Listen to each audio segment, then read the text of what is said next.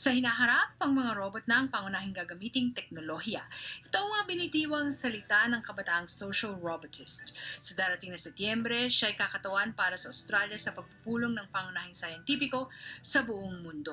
Unang na-develop ng tubong taga-India na PhD student ang isang software na maaaring makatulong sa mga pasyenteng nabubuhay ng mga may demensya. Ang detalye sa ulat ni Abby O'Brien, isinalaysay sa wikang Filipino.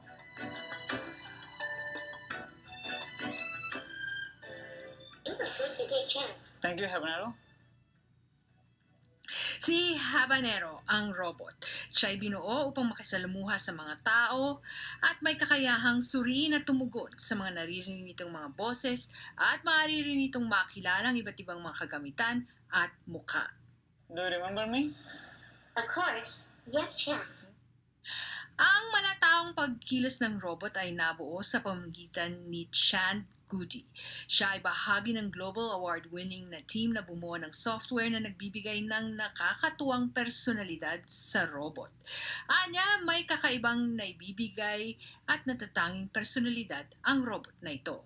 Habanero can be a companion to the humans, so it can share its feelings or emotions and be a part of the human life.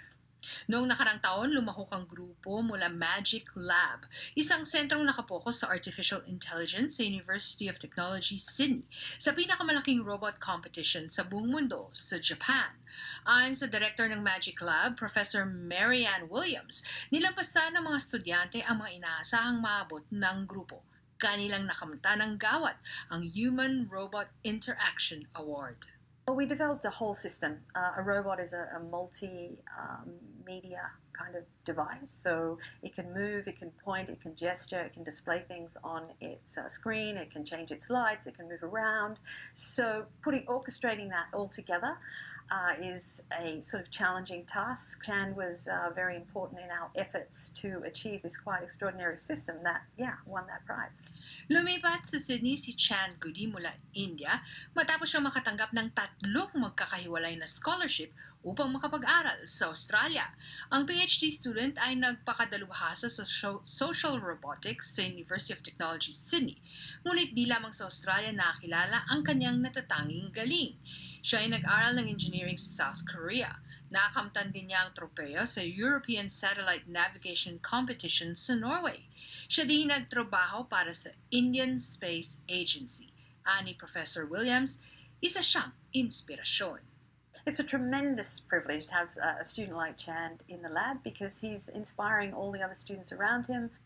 Mayroon siyang 4 na registered patents, 3 pa ang pending habang ang isang smart watch para sa mga nabubuhay ng may demensya ang kasalukuyang pinoproseso.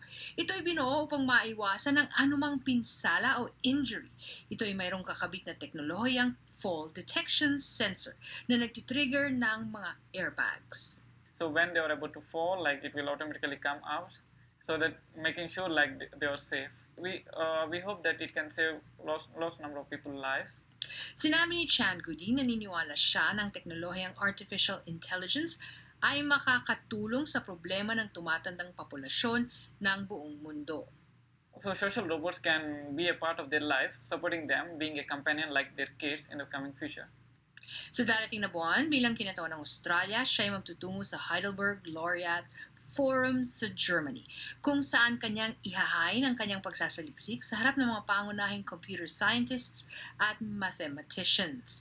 Ang kanyang mensahe, sa hinaharap, ang mga robot ang solusyon sa ating mga pangangailangan.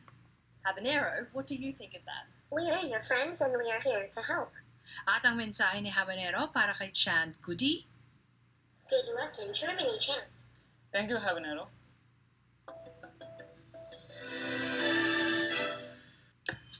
Tell us what you think.